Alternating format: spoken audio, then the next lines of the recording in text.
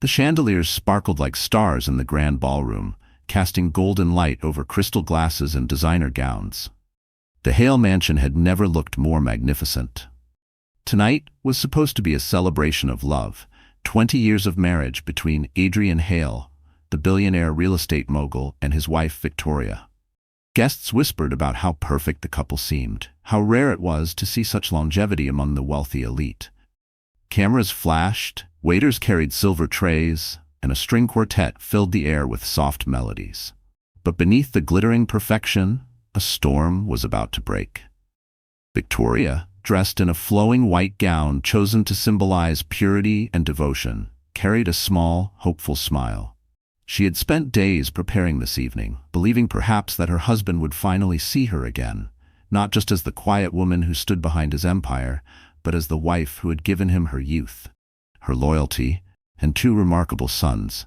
For a moment, she allowed herself to dream that tonight would heal the growing distance between them. Then came the sound of laughter. High-pitched, sharp, cutting through the music like a knife. Heads turned. Entering the ballroom on Adrian's arm was Serena Cross, his much younger mistress. Her crimson dress clung to her like a second skin, her lips curved in a triumphant smile. The room gasped. Some whispered in disbelief. Others quickly pulled out phones to capture the scandalous sight. Victoria's heart clenched. She had expected many things from Adrian, but not this. Not tonight. Not on the very night meant to honor their vows. She swallowed hard, fighting to keep her dignity as Serena strutted closer, eyes glittering with cruel amusement. It happened fast, too fast. A waiter brought a silver pot of coffee to the table where Adrian, Serena, and Victoria stood. With a flick of her hand, Serena snatched it, her movements deliberate. The room seemed to hold its breath. Then, with a chilling smile, she tilted the pot forward. Hot, scalding coffee cascaded down onto Victoria's pristine gown. Steam rose as the liquid soaked the delicate fabric, searing her skin beneath. A collective gasp rippled across the room. Victoria staggered back, clutching at the burning fabric, her face contorted in shock and pain. Laughter followed.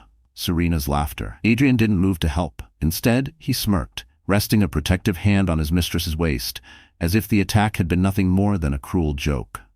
Cameras flashed, guests whispered. Some covered their mouths, horrified, while others leaned closer to watch the spectacle unfold. Victoria's eyes brimmed with tears. Humiliation washed over her like a tidal wave, drowning out the pain of the burns. 20 years of sacrifice erased in a single public humiliation. She looked at her husband, silently begging for him to defend her, to remember who she was. But Adrian only tightened his grip on Serena's waist, his eyes cold, his silence more brutal than any words. And that was the moment when everyone believed Victoria would break, collapse, and surrender. That 2 shadows appeared at the edge of the ballroom. Her sons had arrived, and nothing would ever be the same again. Before the humiliation in the ballroom, before the world watched her dignity scalded away by a mistress's cruel hand, Victoria Hale had been the picture of devotion. To the public, she was the quiet, graceful wife of a billionaire. To her family, she was the anchor, the silent force that kept the Hale household steady through storms of ambition and wealth. But no one knew the price she had paid. Victoria had not been born into luxury. She grew up in a modest home in upstate New York, the daughter of a factory worker and a school teacher. Her parents had little, but they gave her everything that mattered: discipline, compassion, and an unshakable belief in family. She carried those lessons with her when she moved to the city, chasing dreams of becoming an art curator. That was when she met Adrian Hale. Adrian was magnetic, charming, ambitious, and burning with the hunger of a man determined to conquer the world. He wasn't rich then. He was just a young man with bold ideas and relentless drive. Victoria fell for him, not for his money, but for his fire. She believed in him when no one else did. She worked double shifts at a small gallery, helping pay his bills, while Adrian chased investors and made promises of a future that sounded like fairy tales.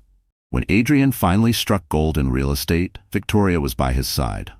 She had been there when he signed his first contract, when he bought his first suit that wasn't second-hand, when he stood on the rooftop of a crumbling building and declared he would one day own the skyline. Every triumph of his was built on her sacrifices. Their wedding was modest by billionaire standards, but to Victoria it was perfect, a promise of forever. And when their twin sons, Ethan and Daniel, were born, she gave herself fully to motherhood. She put aside her dreams of art and travel, devoting herself to raising them with love, patience, and the values her own parents had instilled in her. But as Adrian's empire grew, so did the distance. He was no longer the man who had once held her hand while they walked home in the rain. He became a figure larger than life, swallowed by power, consumed by ambition. Business trips stretched into weeks, then months. Dinners turned into cold leftovers eaten alone. Victoria endured it all, convincing herself that this was the price of success. She told herself it was temporary, that one day he would slow down and remember the life they had built together. She clung to anniversaries, to holidays, to the brief flickers of tenderness that reminded her of the man she once knew. Yet, in the quiet hours of the night, doubt gnawed at her. She smelled perfume on his suits that wasn't hers.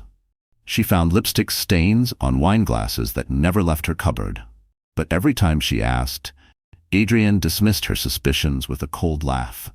"You're imagining things, Victoria. Don't embarrass yourself." Her friends urged her to confront him, but she held back. She thought of her sons, of the family she wanted to protect.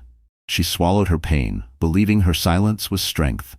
And now, 20 years later, her silence had become her prison.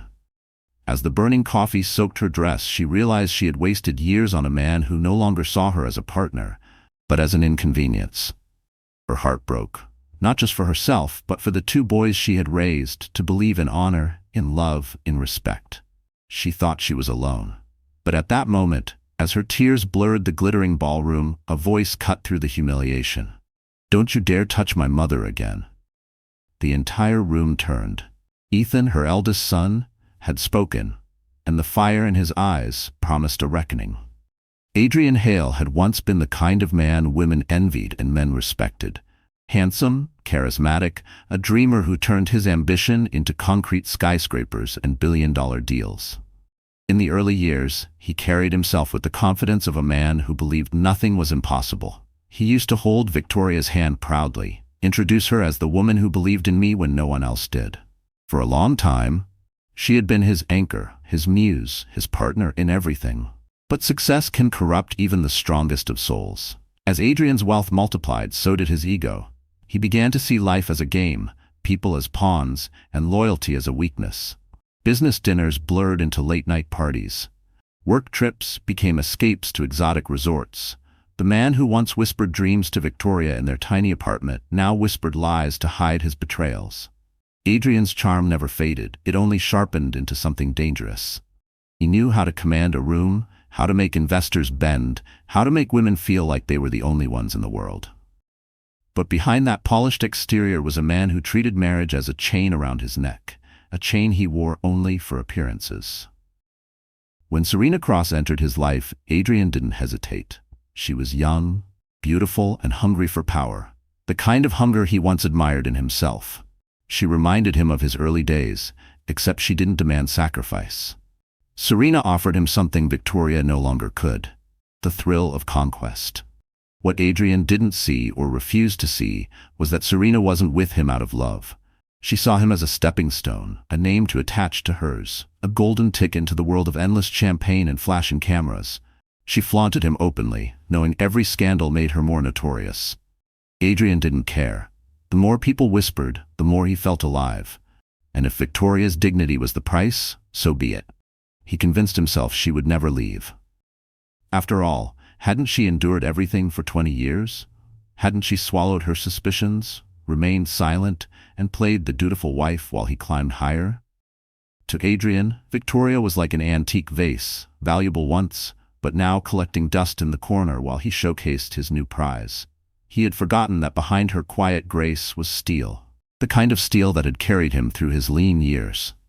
And so, when Serena poured scalding coffee on Victoria at their anniversary gala, Adrian didn't flinch. He didn't rush to her side or shield her from shame. Instead, he wrapped an arm around his mistress and smirked, as if mocking the very vows he had once sworn. His silence was deafening.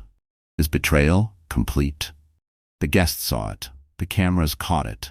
For the first time, Adrian Hale's mask slipped. not as a titan of industry, but as a man too cowardly to defend his own wife. The murmurs around the ballroom grew louder. Reporters scribbled furiously. Board members exchanged wary glances. Investors who had always admired his power now questioned his judgment. Adrian didn't notice. He was too busy basking in Serena's victorious grin. He believed he had humiliated Victoria beyond repair. In his mind, the game was won. But Adrian had underestimated the one thing he could never control: blood. Because just as Serena adjusted her dress and Adrian raised his champagne glass in mock celebration, a voice thundered across the ballroom, cutting through the whispers like a blade. "Father," Daniel said, his tone sharp and cold, "your empire ends tonight." And in that moment, Adrian Hale realized he was no longer the most powerful man in the room. Serena Cross was not just another mistress hidden in the shadows. She was bold, calculating, and unapologetically cruel. In a world where women whispered in corners and hid their sins behind locked hotel doors, Serena flaunted hers in front of flashing cameras. She wasn't content with stolen moments. She wanted the spotlight, the power, and the satisfaction of knowing she had destroyed another woman's life. At 28, Serena was already infamous in certain circles of Manhattan's elite. She had once been a small-town girl, waitressing in a cafe, dreaming of escaping her dead-end life. But unlike other dreamers, Serena knew exactly what she wanted: wealth, influence, and a seat at the table of the powerful. She didn't intend to earn it. She intended to take it. She perfected herself like a weapon. Every detail of her appearance was meticulously calculated. The crimson dresses she wore were not just fabric. They were signals, warnings that she thrived on danger and chaos. Her laughter was sharp, like glass breaking, meant to draw attention. She spoke with confidence that bordered on arrogance, daring anyone to challenge her. When she met Adrian Hale at a charity gala, she recognized him instantly as her ticket out of obscurity. She played the game well, listening intently to his stories, stroking his ego, pretending to admire his vision. But beneath the coy smiles and fluttering lashes, Serena's mind was cold, strategic, already calculating how she could replace the wife he had grown bored of. She despised Victoria long before she ever met her. To Serena, Victoria represented everything she rejected: patience, loyalty, humility. Where Victoria sacrificed, Serena took. Where Victoria endured in silence, Serena shouted for attention. To Serena, Victoria wasn't a woman to pity. She was a stepping stone, an obstacle to crush on her way to the throne. That was why, on the night of the Hales' 20th anniversary, Serena did not hesitate. She saw her chance to humiliate Victoria in front of the city's elite, and she took it. The coffee wasn't an accident. It was a carefully staged performance.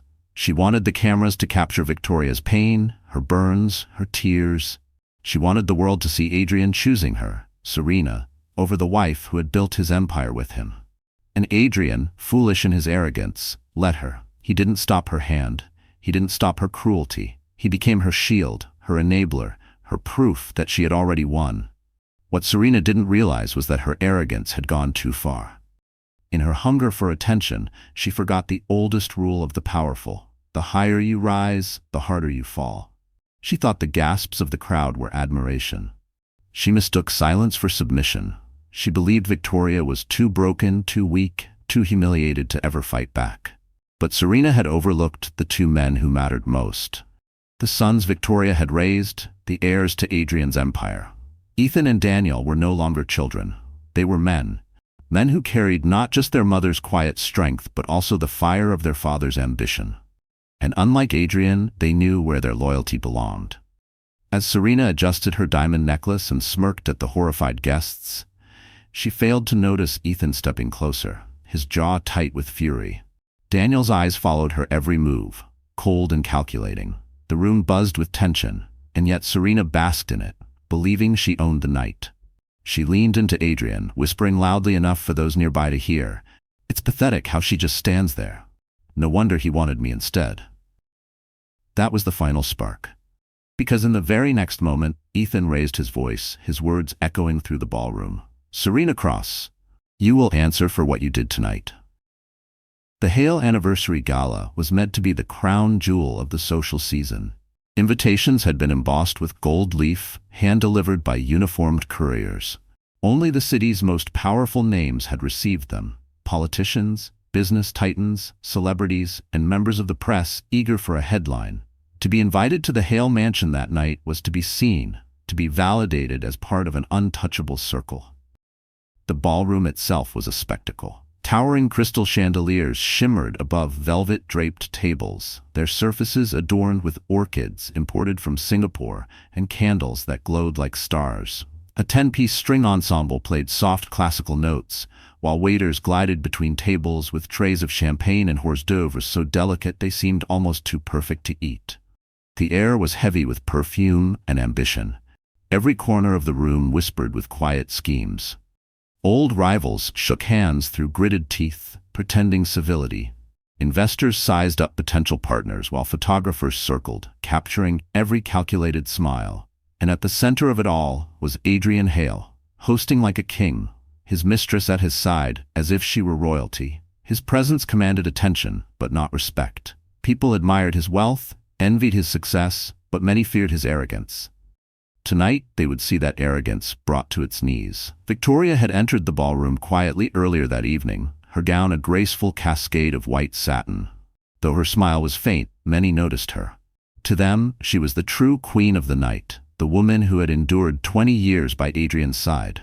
But whispers had already begun. Why did she look so pale? Why was Adrian nowhere near her?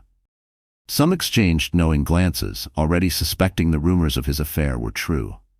Then Serena arrived in a blaze of scarlet silk, her arm looped through Adrian's. The atmosphere shifted instantly. Gasps rippled across the room. Some guests raised their brows in scandalized delight, while others turned away, embarrassed for Victoria. But no one left. No one ever left when there was the promise of a public spectacle. As the evening wore on, champagne flutes clinked and laughter echoed, but an unspoken tension pulsed through the air. Guests hovered near the Hale table, pretending to admire the ice sculptures or the live jazz, but in truth, waiting for the inevitable collision between wife and mistress. Cameras captured every glance, every flicker of pain across Victoria's face, every smug smile from Serena. The journalists knew they were witnessing something bigger than gossip. This was a scandal about to explode, the kind that would dominate headlines for weeks, the kind that could topple reputations. Then the unthinkable happened. The coffee poured. The gasp spread like wildfire, and the room was no longer a ballroom but a stage where betrayal, cruelty, and humiliation were performed for an audience that would never forget. Silence hung heavy in the aftermath, broken only by Serena's cruel laughter and Adrian's cold smirk. Guests shifted uncomfortably, unsure if they should intervene or stay silent. The orchestra faltered, strings screeching before falling quiet. Victoria stood trembling, her gown soaked, her skin burning, her dignity shattered under hundreds of watchful eyes. For a moment, it seemed the night would end there, with her defeat immortalized in the lenses of cameras. But the Hale sons had entered unnoticed, standing just beyond the glow of the chandeliers. They had watched long enough. Their mother's humiliation was the final line crossed. And as the murmurs spread, as Serena whispered her poison into Adrian's ear, the two young men stepped forward. The empire Adrian thought he ruled was about to collapse in front of everyone. The ballroom had fallen silent after the coffee incident, but silence never lasts long among the wealthy. It quickly turned into whispers, sharp, slicing, merciless. Words traveled faster than the music ever could. One corner of the room hissed, "Did you see that? On their 20th anniversary?" Another responded, "I heard about the mistress months ago. Now it's out in the open." Phones were lifted discreetly, flashes of screens reflecting in crystal glasses. Guests who moments ago had been congratulating Victoria now avoided her gaze. A woman in a sequined gown leaned toward her husband, murmuring, "She looks so pitiful." Standing there, drenched and shaking. The husband only shrugged, his eyes on Adrian, as if siding with the stronger one was the safer choice. Victoria could feel it, the heat of humiliation crawling over her skin, hotter than the coffee itself. Every whisper was a dagger. Every sideways glance was a wound. Her body trembled, not just from pain but from the crushing weight of being watched, judged, pitied. She clutched at the fabric of her ruined gown, wishing she could vanish, disappear into the polished marble floor. Serena, emboldened by the attention, leaned back against Adrian with a smile so smug it could cut glass. "Look at her," she said loudly enough for several nearby tables to hear, still standing there like a ghost who doesn't know she's already dead. Laughter, quiet, nervous, but present, rose from a group of younger guests. Serena's cruelty was contagious, spreading like fire through dry grass. Adrian didn't stop her. He didn't even glance at Victoria. His hand rested firmly on Serena's waist, a silent declaration that his allegiance lay with his mistress. His smirk told the crowd he had chosen, and he was unashamed. Victoria's chest ached as she searched for a friendly face, someone who might come to her side, shield her from the storm. But even those she had once called friends looked away. The wealthy do not comfort the fallen, they circle like vultures. In that moment, she realized she stood utterly alone in a room filled with hundreds. The orchestra began to play again, an awkward attempt to smooth over the tension, but it only made the whispers seem louder. Guests spoke in low voices, but their eyes never left her. Some pitied her, some mocked her, but none offered a hand. Tears blurred Victoria's vision. She remembered nights spent awake, waiting for Adrian to come home. She remembered how she had ignored the lipstick stains, the perfume, the late calls. She had endured it all for the sake of family, for the sake of appearances. And now, here she was, destroyed not in the privacy of her home, but in the most public way possible. Her legs felt weak. She thought for a moment she might collapse, crumple onto the ballroom floor, and let them all see her broken. Her breathing grew shallow, her pulse racing. She heard Serena laugh again, a cruel, ringing sound that filled her ears like a siren. And just when Victoria thought she could endure no more, a new sound cut through the ballroom, strong, clear, and filled with a fury that silenced every whisper. Enough. The word echoed, reverberating against the marble walls. Heads turned in unison toward the source.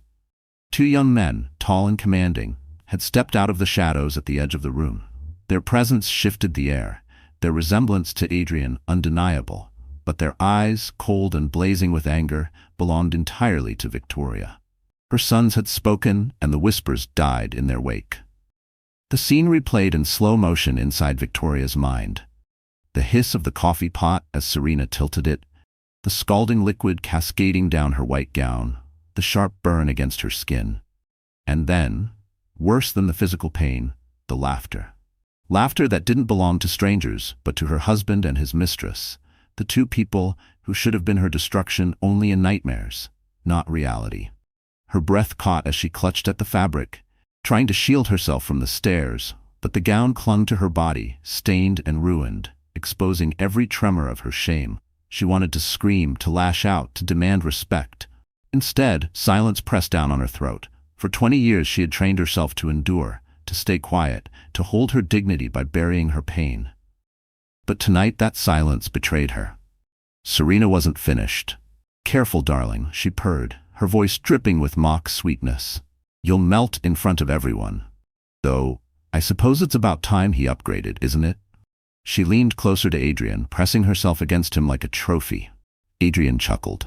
Not loudly, but loud enough for Victoria to hear. That sound was worse than any insult. It was confirmation that the man she had built her life around had chosen not only to betray her in private, but to annihilate her in public. Victoria's eyes filled with tears.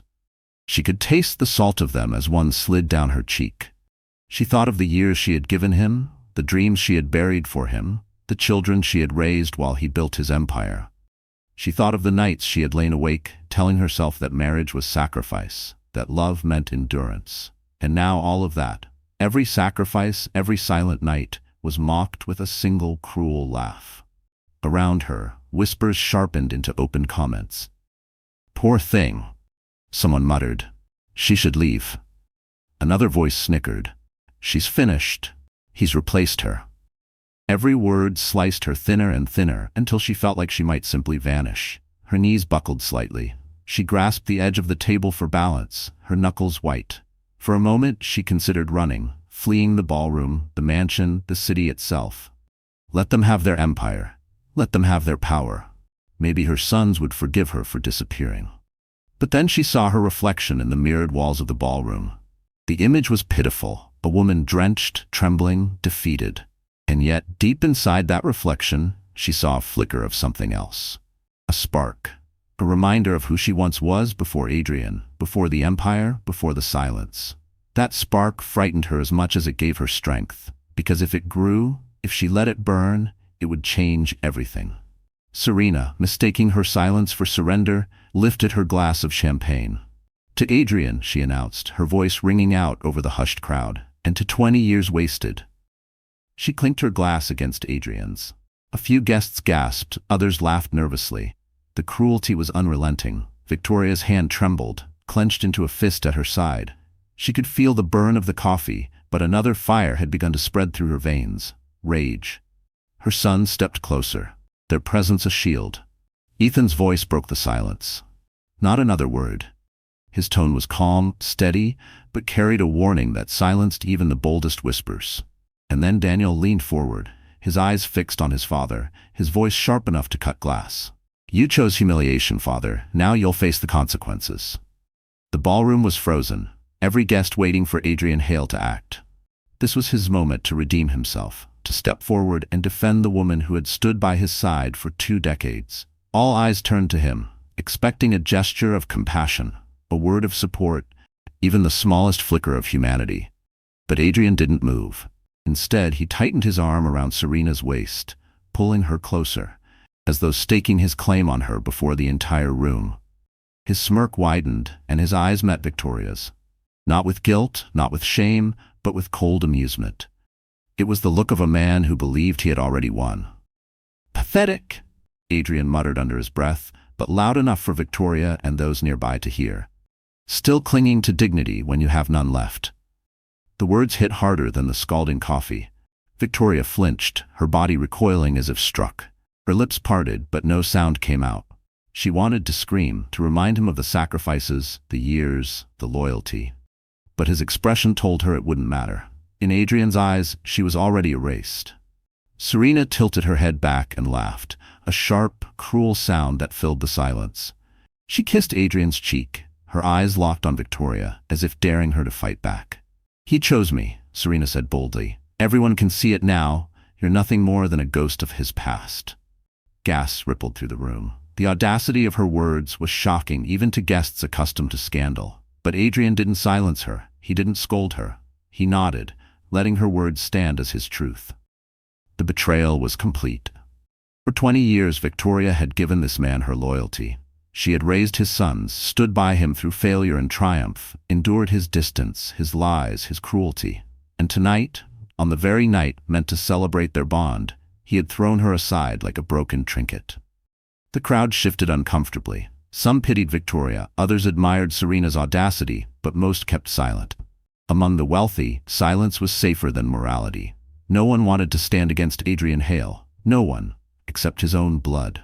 Ethan's fists clenched at his sides, his jaw tightened, his voice trembling with suppressed rage. "You dare humiliate our mother like this?" His voice echoed across the room, slicing through the murmurs. Heads turned, guests leaned closer, eager for the next strike in this unfolding drama. Adrian turned slowly, his gaze falling on his sons. His smirk faltered for a moment, replaced by irritation. "Stay out of this," he snapped. "This is between your mother and me." But Ethan didn't back down. His voice grew stronger. "No, this is between right and wrong, and the whole world just saw where you stand." The crowd gasped again. For the first time, Adrian looked unsettled. His sons had never challenged him publicly before. He was a man used to absolute control, of his business, his image, his family. Tonight, that control slipped through his fingers. Serena scoffed, rolling her eyes. "Oh, please. 2 spoiled boys playing heroes. Your father doesn't need you to defend him. He has me." She clutched Adrian's arm possessively, glaring at Ethan and Daniel. Daniel stepped forward, his voice cutting like ice. "Then let the world remember you stood beside her father while she burned." The tension thickened. Guests held their breath. Reporters scribbled frantically. Cameras zoomed in, capturing every flicker of emotion. Adrian's lips parted, ready to unleash his fury. But before he could speak, Ethan reached into his pocket, pulling out something that made Serena's smile falter and Adrian's face pale. A phone, already unlocked, displaying proof that would shatter everything. The phone in Ethan's hand gleamed beneath the chandelier light. It wasn't just a device, it was a weapon. The guests leaned forward, breath caught in their throats, sensed something monumental was about to unravel. Serena's laughter faltered, the edges of her smile twitching. Adrian's smirk froze, his eyes narrowing at his son. "What are you doing?"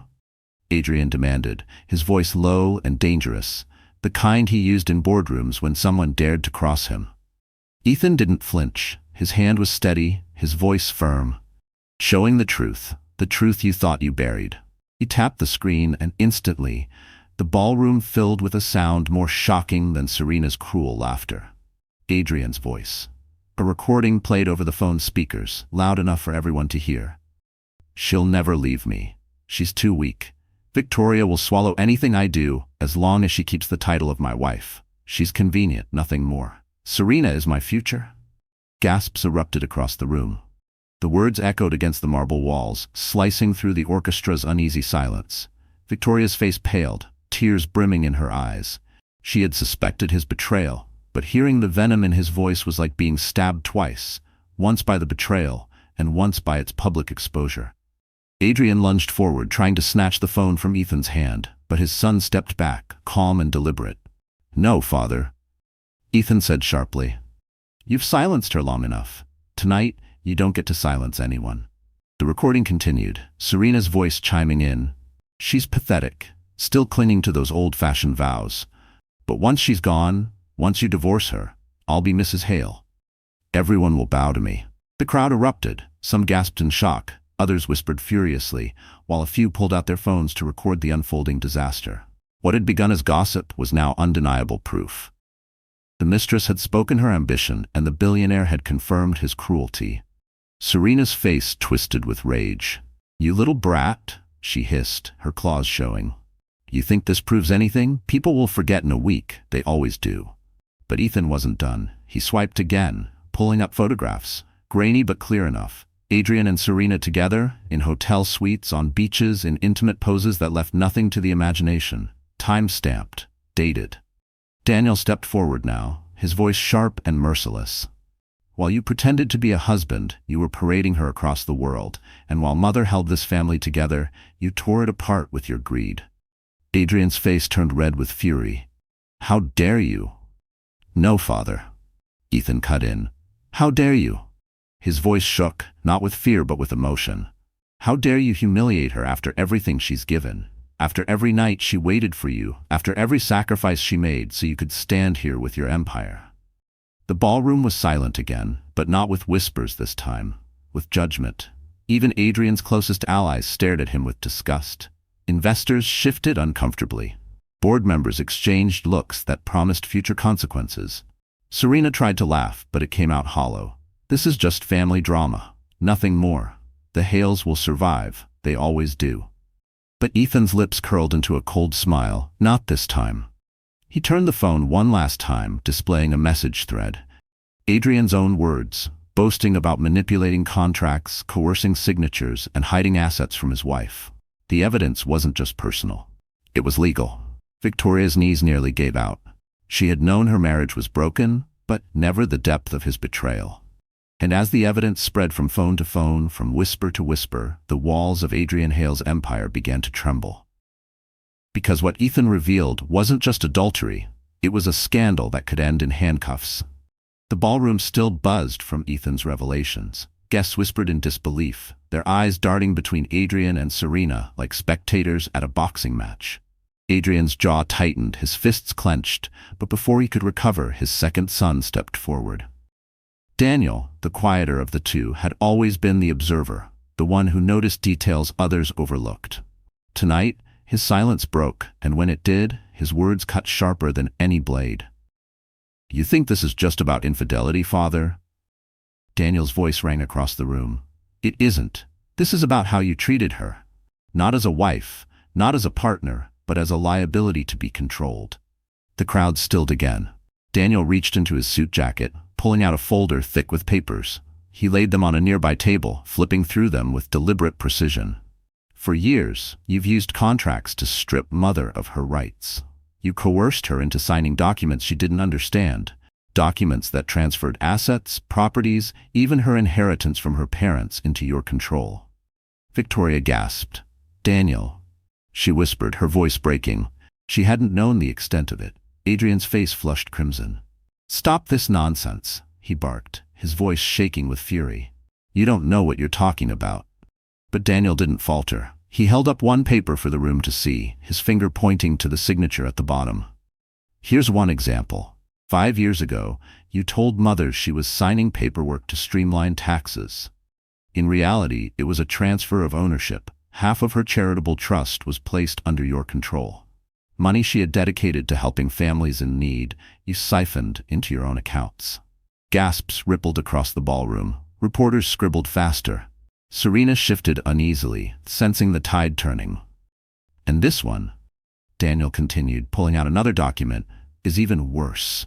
10 years ago, on the night of your 15th anniversary, you brought a stack of papers to her after dinner. You told her it was a routine update for the family estate plan. In truth, it was a clause giving you full authority to sell her childhood home without her approval. And you did. You sold it. The house she loved, the house where her parents lived until they died, you erased it for profit." Victoria's hand flew to her mouth. Tears spilled freely down her cheeks. Memories of her parents, of summers in that house, of the garden her mother had planted, all gone because of one man's greed. "You're lying," Adrian thundered, his voice desperate now. "She signed willingly." "No," Daniel shot back, his tone icy. "She signed under deception. That's not consent, that's fraud." The ballroom erupted in murmurs. Words like fraud, coercion, lawsuit rippled through the air. Investors who had once admired Adrian's cunning now looked at him with contempt. His empire was built on trust, and that trust was cracking before their eyes. Serena clutched Adrian's arm, hissing, "Say something, do something." But Adrian's lips pressed into a thin line. For the first time, he looked cornered. Daniel's voice softened as he turned to his mother. "You never questioned, because you trusted him. You believed he was protecting the family, but he wasn't. He was protecting himself." Victoria's legs trembled, her body weak, but her spirit stirred. For the first time in years, she looked directly at Adrian, not with longing, not with hope, but with fury. The silence stretched, heavy with judgment, until one of the board members finally spoke, his voice grim. "If what they're saying is true, Hale, you're not just facing scandal, you're facing prison." Adrian's mask shattered. His smirk was gone, replaced by a flash of fear. He opened his mouth to speak, but before he could defend himself, the ballroom door swung open. 2 uniformed police officers stepped inside, and the crowd gasped as they walked straight toward Serena. The heavy doors of the ballroom creaked open, and the sight of 2 uniformed officers in navy blue silenced every whisper. Their presence cut through the glitter and gold like a blade. For a heartbeat, the orchestra faltered again, the violins screeching to an awkward halt. All eyes swung from Adrian to Serena. The younger mistress straightened her back, tossing her dark hair over her shoulder, forcing a laugh that rang hollow. "Oh, please, what is this, some sort of theatrical stunt?" Her voice trembled only slightly, but her eyes darted nervously, betraying the panic bubbling beneath her polished exterior. The taller officer, a broad-shouldered man with a stern expression, stepped forward. His voice carried across the ballroom with authority. "Serena Cross, you are under investigation for public assault and intentional infliction of harm." The words landed like thunder. Gasps rippled across the room. Guests who moments earlier had laughed at Victoria's humiliation now recoiled, eager to distance themselves from the scandal unraveling before them. Phones lifted discreetly again, recording every second. Serena's painted lips curled into a smirk, but her confidence faltered. "You can't be serious. It was just coffee, a joke. Don't tell me we're arresting people for accidents now." But the second officer, a woman with sharp eyes and a steady voice, stepped in. "We've already collected witness statements. Multiple guests confirm you deliberately poured scalding liquid on Mrs. Victoria Hale in front of this gathering. That constitutes intentional assault. And with this many witnesses, Miss Cross, there is no joke here." Serena's mask cracked. Her smile wavered. She turned to Adrian, clutching his arm in desperation. "Adrian, do something. Tell them it was nothing." But Adrian didn't move. For the first time all night, his eyes showed uncertainty. His empire was trembling under the weight of fraud, deception, and scandal. Helping Serena now would only drive the knife deeper. "Adrian," Serena hissed, louder this time. "Say something." Adrian pulled his arm back, slowly, deliberately, and in that moment, Serena realized she stood alone. The crowd shifted, hungry for retribution. A woman in emerald silk whispered, "Serves her right." A man near the orchestra muttered, "Arrest her. Let her rot." The same guests who had once courted Serena's attention now turned their backs. She was no longer entertainment, she was a liability. The female officer reached for her handcuffs. "Miss Cross, please place your hands behind your back." Serena's composure snapped. She staggered backward, knocking over a champagne glass, her voice shrill. "No, you can't do this to me. Do you know who I am?" "Yes," Ethan's voice cut through, calm and unyielding. "You're the woman who tried to destroy our mother. And now you're nothing."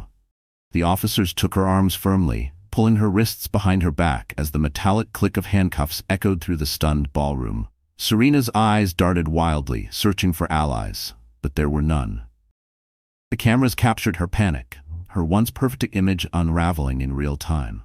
Victoria watched, trembling, torn between shock and relief. For the first time in years, justice was not a distant dream. It was unfolding before her eyes. Serena thrashed, screaming as the officers began to escort her out. "Adrian, you promised me everything. Don't let them take me." Adrian's face hardened. He said nothing. His silence was a betrayal sharper than any knife. And as Serena's voice faded into the distance, swallowed by the grand doors closing behind her, the crowd turned back to Adrian.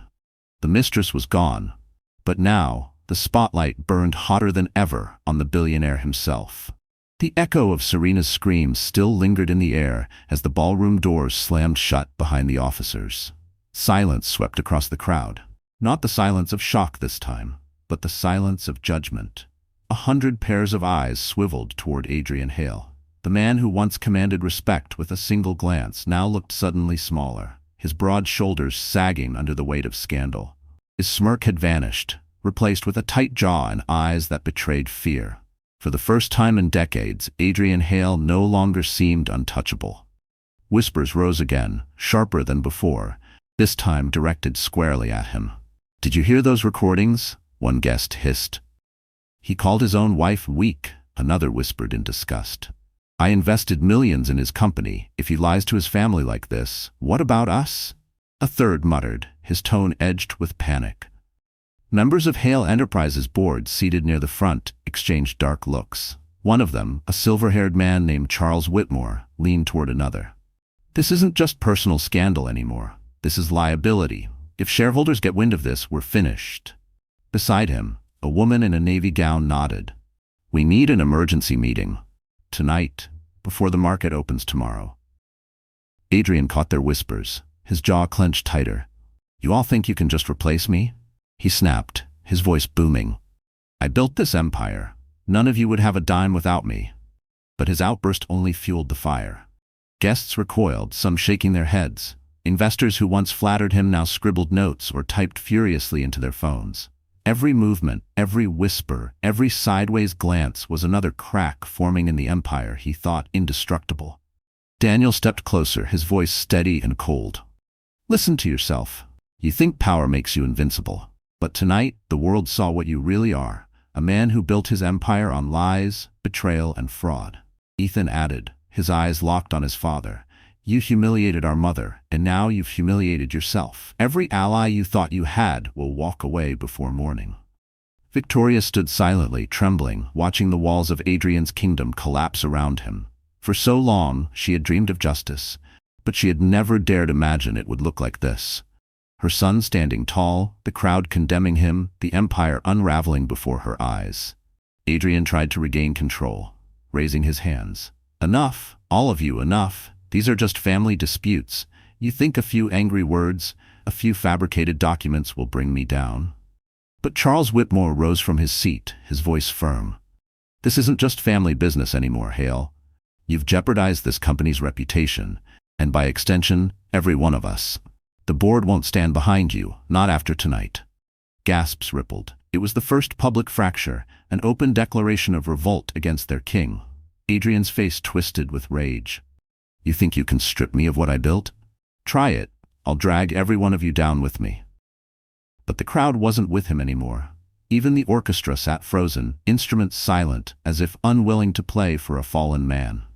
Reporters lifted their cameras. Flashbulbs burst like gunfire. Adrian Hale, the untouchable mogul, was now the story of the night, and not the kind he controlled.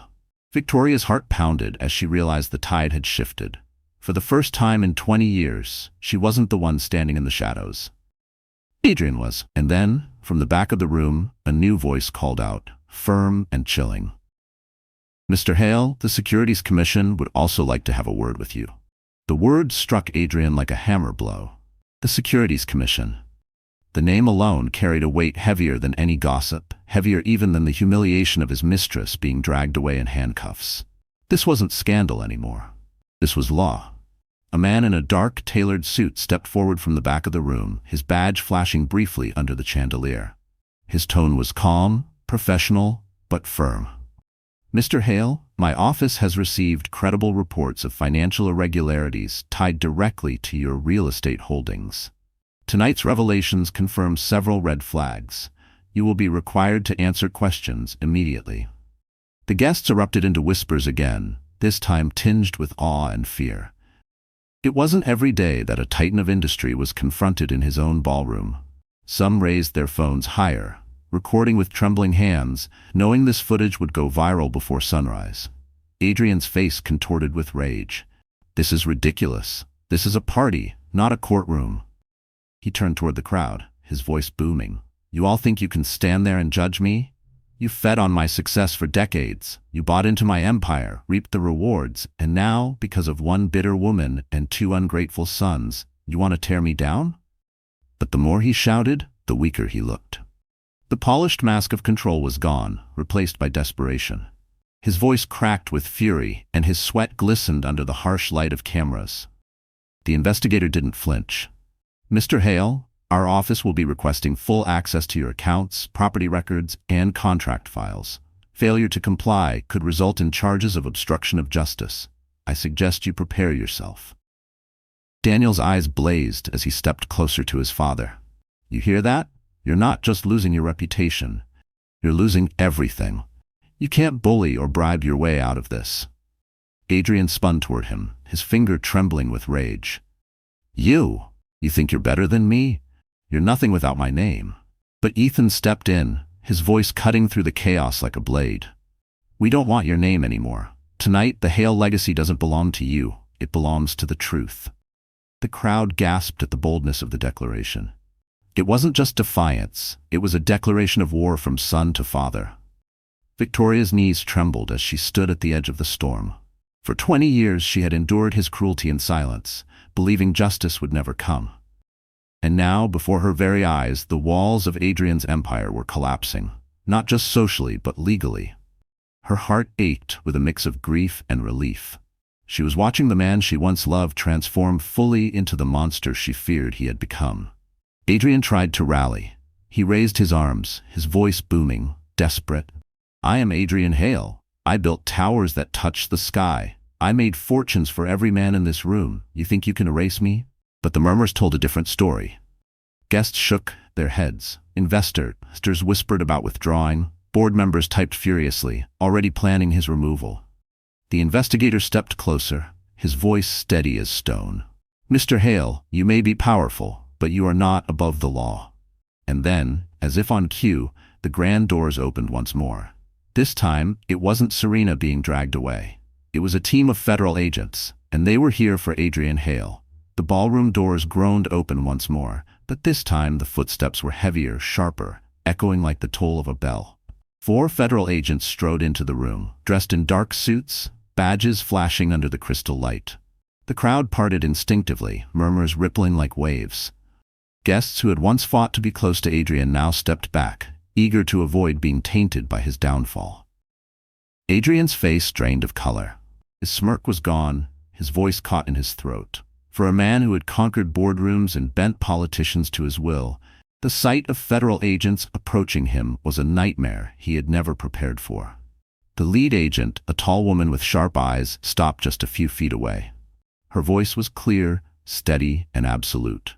"Mr. Adrian Hale, we are executing a federal warrant related to charges of securities fraud, tax evasion, and willful concealment of marital assets. You are required to cooperate with us immediately." The words struck like thunder.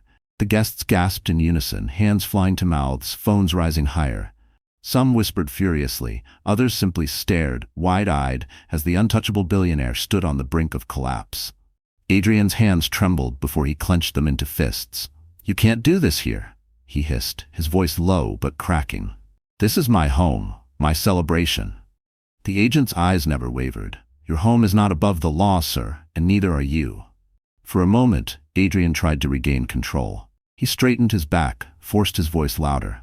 "Listen to me. This is a mistake. These are lies planted by my enemies. By her." He pointed a shaking finger at Victoria, his eyes blazing with fury. "This is all her doing. She poisoned my sons, turned them against me, and now she's dragging you all down with her lies." But the crowd no longer believed him. The recordings, the documents, the mistress's arrest, they were too much to ignore. His words sounded like desperation, not power. Victoria's chest ached, but she didn't flinch. For the first time, she let his accusations wash over her without fear. His power to wound her had broken the moment Serena's laughter echoed and her son stepped forward. Now his rage was only proof of his crumbling empire.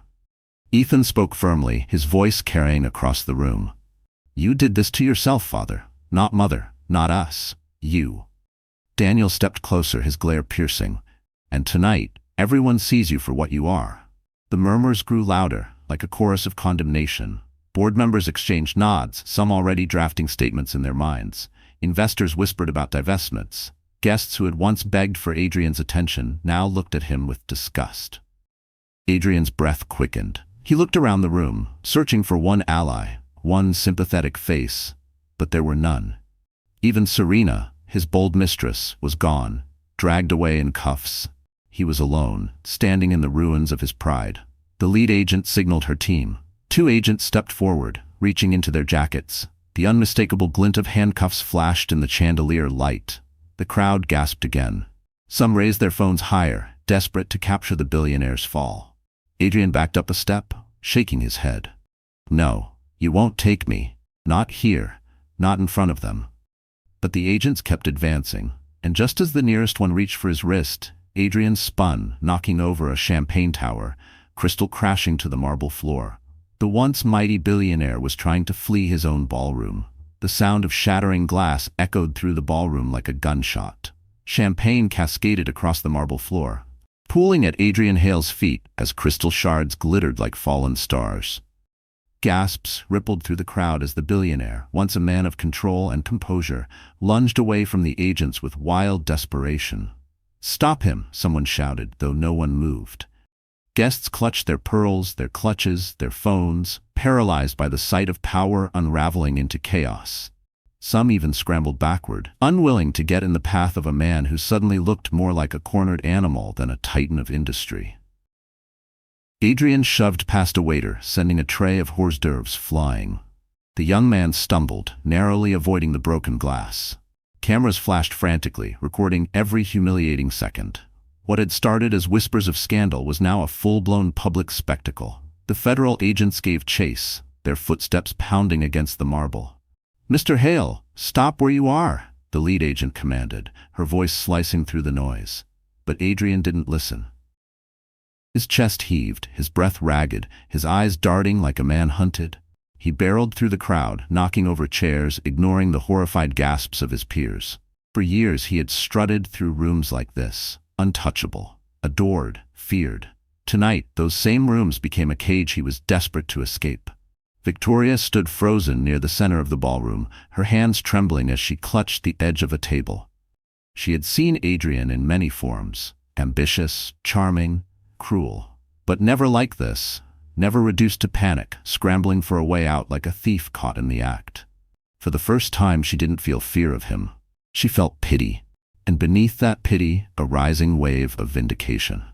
Ethan and Daniel moved instinctively, stepping between their mother and the chaos. Their father might have chosen humiliation, but they would not let his downfall drag her further into danger. Adrian lunged toward the grand staircase, his polished shoes slipping on champagne. He caught himself on the banister, his face twisted in rage and desperation. "You won't take me," he roared, his voice echoing off the vaulted ceilings. The lead agent signaled her team. 2 agents broke off, circling the far side of the staircase, cutting off his path. The crowd shifted nervously, torn between morbid fascination and genuine fear that violence might erupt. A woman in emerald silk whispered, "This is the end of him." Another man muttered, "He'll never come back from this." Their words floated like daggers through the air, each one piercing what remained of Adrian's pride. He grabbed a champagne bottle from a nearby table, brandishing it like a weapon. The crowd gasped again. His hands trembled, the bottle shaking as he swung it back. "Stay back," he shouted, his voice cracking. The agents didn't flinch. Their training showed in every measured step, every calm command. "Put it down, Mr. Hale. Don't make this worse for yourself." But Adrian's pride was louder than reason. "I am Adrian Hale. No one puts me in chains." His eyes blazed, darting to the exits, desperate for any escape. For a moment, time seemed suspended. The billionaire, once untouchable, now cornered and frantic, the crowd holding its breath, the agents ready to strike. And then, above the chaos, a calm voice rose, Victoria's. "Adrian, run all you want, but you can't escape the truth anymore." Adrian's chest heaved as he stood at the top of the grand staircase, his grip white-knuckled around the champagne bottle. His once pristine suit was soaked in spilled liquor, his hair disheveled, his face twisted with desperation. For years, Adrian Hale had been the image of control, the embodiment of power. But now, before the eyes of his peers, his empire, and his own family, he looked like a man stripped bare, cornered, hunted, and utterly undone. The federal agents moved with precision, two circling behind him, two advancing steadily up the steps. Their voices were firm but even, practiced in moments like this. "Put the bottle down, Mr. Hale. There's nowhere left to run." Adrian's eyes darted wildly, scanning the exits, the balconies, even the chandeliers, as though some miracle escape would present itself. But there was none. The ballroom had become a prison, and every guest was a witness to his downfall. From below, Victoria stood frozen, watching. Her heart pounded, not with fear, but with an odd calm. This was the man who had once held her hand in a tiny apartment and promised her forever. This was the man who had built towers that touched the sky. And this was the man who had poured all of that power into betraying her, crushing her spirit, humiliating her in front of the world. Now he stood on the edge of ruin, and she was no longer his victim. She was his witness. "Adrian," she called softly, her voice carrying in the stunned silence. "Put it down. Stop this before it's too late." Her words struck him harder than the agent's commands. He froze, his eyes locking on hers. For a flicker of a moment, the man she had once loved appeared, the young dreamer, the fighter she had believed in. His lips trembled, his jaw tightened. But then the rage returned, fueled by pride too swollen to yield. "You don't get to tell me what to do anymore," he spat. His voice was venom, but the tremor in it betrayed him. The agents stepped closer, their movements slow, deliberate. One reached for the handcuffs, the metallic click echoing ominously through the room. The guests watched in silence, their breaths shallow, their eyes wide. Some had their phones lifted, recording the moment history was made, the fall of a king. Ethan and Daniel stepped forward protectively, standing in front of their mother. They weren't boys anymore. They were men, and tonight they stood as her shield. Ethan's voice carried steady authority. "It's over, Father. Don't make this worse than it already is." Adrian's face contorted, his pride bleeding into desperation. "You ungrateful sons," he snarled. "Everything you are, everything you have, is because of me." Daniel's reply was swift, sharp. "And everything we are tonight is despite you."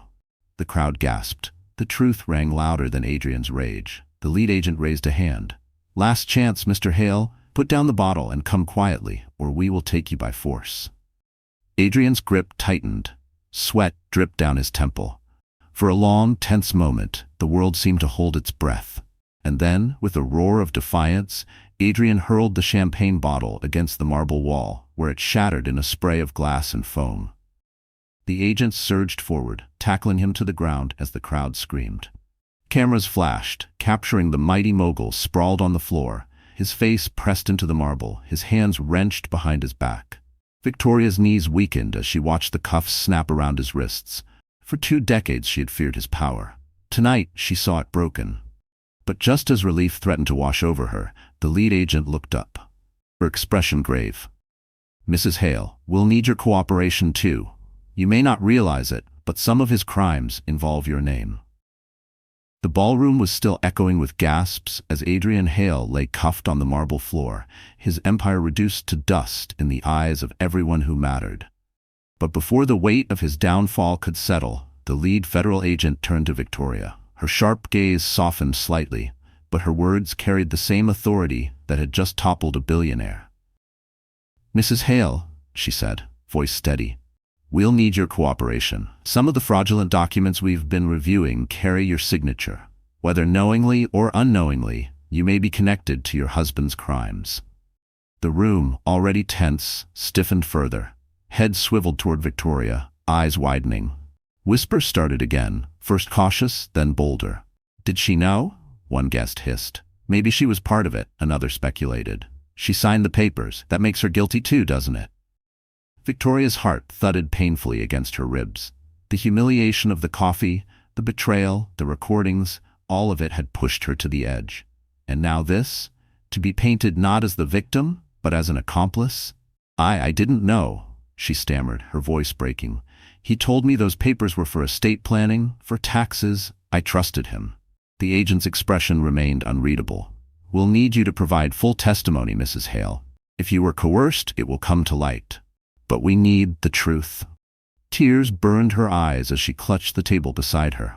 For years she had endured in silence, trusting Adrian's word, believing her sacrifices were for family.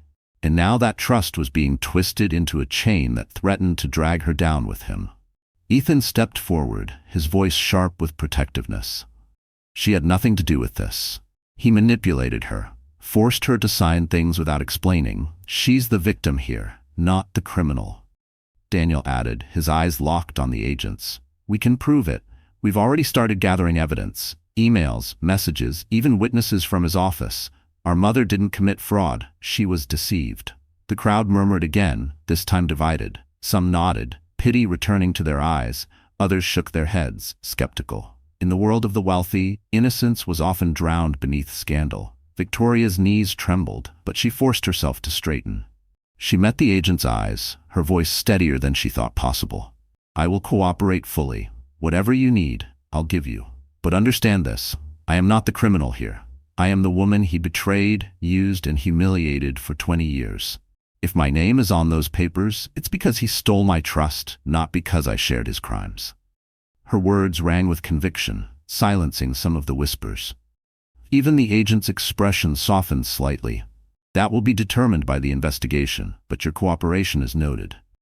Victoria exhaled shakily, her body trembling with both fear and relief. For once, she had spoken not as the quiet wife in the shadows, but as a woman reclaiming her voice, but the relief was short-lived. From the floor, Adrian lifted his head, his face twisted with rage. "Don't believe her lies. She knew. She was there every step of the way. She's as guilty as I am." The agents pressed him down, but the damage was done. Gasps spread again. Doubt returned like a storm cloud. And just as Victoria felt the weight of suspicion crushing her, the ballroom doors opened yet again. This time, it wasn't agents. It was her closest friend and trusted lawyer, Linda, carrying a folder thick with evidence that could either save or destroy her. The ballroom doors swung open, and all eyes turned to see a tall woman stride confidently into the chaos. Linda Hayes, Victoria's oldest friend and trusted lawyer, carried herself with the authority of someone who belonged in courtrooms, not ballrooms. Her tailored black suit contrasted sharply with the glittering gowns around her, but in that moment, she was the most powerful presence in the room. "Finally," Victoria whispered, her voice cracking with relief. Linda walked straight to her side, placing a reassuring hand on her shoulder before facing the agents. "I represent Mrs. Victoria Hale, and I believe you'll want to see this." She set a thick folder onto the table, snapping it open. Inside were neatly organized documents, emails, and sworn statements. The room, still thick with tension, leaned in as if drawn by gravity. The lead agent raised a brow. "And what exactly are we looking at, Miss Hayes?" "Proof," Linda replied firmly, her voice carrying across the hushed ballroom. "Proof that Victoria Hale had no knowledge of her husband's fraudulent activities. Proof that she was misled, coerced, and deceived at every turn." She pulled out the first document. "Here's an email from Adrian to his financial advisor. He explicitly instructs them to prepare documents that transfer assets from Victoria's charitable foundation into his private accounts, without her knowledge. He even writes, and I quote, "She'll sign anything if I hand it to her during dinner." Gasps spread like wildfire. The quote was damning, the proof undeniable. Even the agents exchanged glances. Linda continued, flipping through more evidence. Here are witness statements from household staff who saw Adrian bring stacks of papers to Victoria late at night, often after she'd taken medication for migraines. He waited until she was vulnerable, then pressured her to sign without explanation. Victoria covered her mouth with trembling hands, the truth cutting deeper than she expected. She had always suspected deception, but seeing it laid out so plainly made her knees weak. "And this," Linda said, holding up another paper, "is a forensic analysis of Adrian's financial transfers. Funds moved from accounts with Victoria's forged initials to offshore holdings tied to Serena Cross. This wasn't just betrayal, it was theft, layered with fraud." The ballroom erupted again. Reporters typed furiously, their headlines practically writing themselves. Board members whispered grimly, some shaking their heads, others muttering about damage control. Adrian, still pinned to the floor by agents, thrashed against their grip. "Lies, all lies, she's making this up to protect her." His voice cracked with desperation, the arrogance stripped away. But Linda didn't even look at him. She turned back to the lead agent, her voice calm but resolute. "My client is not guilty of fraud. She is guilty of one thing only, trusting a man who weaponized her loyalty. And now she's ready to testify fully against him." The lead agent nodded slowly, her eyes scanning the documents. "This will need verification, but if what you've presented holds up, it drastically changes the picture." For the first time that night, Victoria felt the crushing weight on her chest begin to lift. She wasn't powerless. She wasn't complicit. She was free, if the evidence was strong enough to stand. The crowd murmured, some voices soft with sympathy now. She really didn't know. He used her. The tide was turning again, inch by inch, away from suspicion and toward justice. But then, Linda pulled out one last paper, her face tightening as she scanned it. She hesitated, her hand trembling just slightly. Victoria's breath caught. "Linda, what is it?" Linda looked up, her eyes grim. "This document proves your innocence, but it also reveals a secret Adrian never wanted you to know. And it changes everything." The room was already tense, but Linda's hesitation made the silence unbearable. Guests leaned forward, holding their breath. Even the federal agents paused, their focus momentarily shifting from Adrian to the lawyer who held the fate of the evening in her hands. Victoria's voice cracked. "Linda, what is it? Please, tell me." Linda exhaled slowly, then raised the final document high enough for everyone to see. "This," she said, her tone steady but grave, "is a notarized will. Not just any will. It is the last will and testament of Adrian Hale's late father." Confusion rippled across the crowd. Why would Adrian's father's will matter tonight, in the middle of financial fraud and public humiliation? Linda pressed on, her words deliberate. "The will states that half of the Hale fortune, half of everything Adrian built upon, was never his to control. It was placed in trust for Victoria Hale and her sons." Gasps erupted. Heads swiveled back toward Adrian, still pinned to the marble floor. His face turned a sickly shade of red. Linda's voice rose, stronger now. But instead of honoring that will, Adrian concealed it. He falsified documents, erased records, and claimed sole control over the empire. For 20 years, Victoria, you believed you were living off his generosity. In truth, he was living off yours. By law, you and your children were the rightful heirs all along. The ballroom exploded into chaos. Guests shouted in disbelief, some clutching at pearls and others shaking their heads in shock. Board members muttered furiously, realizing Adrian had not only betrayed his family, but defrauded them by hiding the true structure of the company. Victoria staggered back, her hand covering her mouth.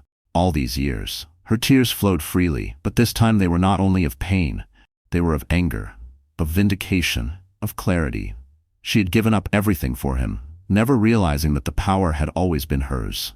Adrian roared, his voice raw and broken. "Lies, all lies, that will was invalid. My father left it to me." He thrashed against the agents, his voice rising into a desperate scream. "She doesn't deserve it, none of them do." But Linda's calm words cut through his fury like a blade. "The courts disagree. This will is notarized, witnessed, and legally binding. The only reason it was hidden is because you buried it. Tonight it resurfaces, and with it everything you tried to steal from her." Daniel stepped forward, his voice steady. "So all this time, the empire wasn't built solely by you. Half of it always belonged to Mom," Ethan added, his gaze cold as steel. "And you spent 20 years trying to erase that truth, but you can't erase it anymore." The federal agents exchanged a nod, their case against Adrian growing stronger with every word. Fraud, coercion, tax evasion, and now concealment of a will. The billionaire's downfall was complete. Victoria's chest rose and fell rapidly.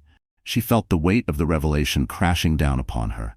She had never sought power, never desired wealth beyond what was necessary for her family. Yet here it was. The truth that she was not the powerless wife in the shadows. She was the rightful matriarch of the Hale legacy. The crowd's murmurs shifted into something else now. Admiration, respect, sympathy. The tide had turned completely, and then Linda's voice lowered almost reluctantly. "But there's one more detail, Victoria, one I didn't want to share like this, but you deserve to know." Victoria's knees weakened. "What is it?" Linda's eyes softened with sorrow. "Adrian didn't just steal from you. He hid another secret, one that involves your sons." The ballroom was so silent that the faint hum of the chandeliers could be heard. Victoria's breath caught as Linda's words echoed in her ears. A secret involving her sons? Her heart pounded violently, dread and curiosity intertwining into a knot in her chest. Linda unfolded a smaller envelope from the back of the folder, her hand trembling only slightly. "This," she said, her voice low but steady, "is a paternity disclosure filed by Adrian's father's attorneys shortly before his death. It confirms that the trust and inheritance were never meant to pass directly to Adrian, because his father feared Adrian would squander it. Instead, it was to be secured for the next generation, Ethan and Daniel." Gasps erupted across the crowd. The words rippled like thunder through the ballroom. Adrian's face contorted with pure rage, his voice breaking into a guttural scream. "No, they're mine. Everything I built is mine. Those boys wouldn't exist without me." But Linda pressed on, her voice unwavering. "No, Adrian. Legally, the trust recognized that your sons would be the rightful heirs to the fortune and the legacy. You were never the sole owner. You were a custodian. And you violated that trust the moment you tried to seize it for yourself." Victoria's legs nearly gave way. Ethan caught her arm, steadying her, while Daniel's hand gripped hers. Tears welled in her eyes, not from weakness but from the overwhelming realization. Her sons, the very reason she had endured so much pain, were not powerless bystanders in Adrian's empire. They were its true inheritors. The crowd murmured in awe. Some whispered with admiration, others with disbelief. So it always belonged to the family, not just him. The sons will carry the Hale name forward, not Adrian. Adrian thrashed against the agents holding him down, his voice a ragged roar. "You can't take it from me. I am Adrian Hale. I am the Empire." But his words rang hollow. His empire had already crumbled. The agents tightened their hold, their cuffs gleaming under the chandelier's light. Ethan spoke first, his voice calm, carrying the weight of justice. "No, father, you were never the empire. You were the parasite feeding off it." Daniel's voice followed, sharp and resolute. "And tonight, that ends. The Hale legacy belongs to Mom and to us, not you." The ballroom erupted into applause, hesitant at first, then swelling into thunderous approval. Guests stood, clapping not just for the sons but for the woman at the center of it all. For 20 years, Victoria had been silent, invisible, overshadowed by her husband's arrogance. Tonight, she stood tall, no longer as a victim, but as the rightful matriarch of the Hale name. Tears streamed down her face as she looked at her sons. "We don't need revenge," she whispered. "We just need to rebuild, with truth, with love, and with honor." The lead agent gave a sharp nod. "Take him away." Adrian's screams echoed down the marble halls as he was dragged out of the ballroom, the sound of a fallen king being erased from his own castle. Serena had been taken first, now Adrian followed, leaving only Victoria, her sons, and a legacy cleansed by truth. Victoria exhaled, her shoulders finally relaxing after 2 decades of tension. She looked around the ballroom, at the eyes now filled not with pity but with respect. She lifted her chin, her voice clear and resolute. "For years I was silent. For years I endured. But tonight proves one thing. No woman is too weak to rise again. No betrayal can bury the truth forever. Ethan and Daniel stood proudly at her side, her hands in theirs. The applause swelled until the walls themselves seemed to vibrate with vindication. Victoria Hale had lost everything, and in doing so she gained more than she ever dreamed. Freedom, justice, and the future her sons deserved. So that's how the story ends, my dear friends. You're still here with me, right? If you stayed until this moment, it must mean something inside this story touched your heart. Maybe it reminded you of your own silent battles, or the times you carried pain no one else could see. And if that's true, then please know, you're not alone. The Stoic philosopher Epictetus once said, "Circumstances don't make the man, they only reveal him to himself." Victoria's journey reminds us that betrayal and loss, no matter how painful, can strip away illusions and reveal the strength we never knew we had. And Marcus Aurelius wrote, "The impediment to action advances action. What stands in the way becomes the way." What crushed her spirit in the beginning became the very path to her freedom. So if you're hurting right now, let this story be your reminder. Dignity, truth, and healing are always possible. If this touched you, don't just keep it to yourself. Share it with someone who needs it. And if you'd like to keep walking with us through stories that heal and inspire, make sure to like, share, and subscribe. We're building something beautiful here, together.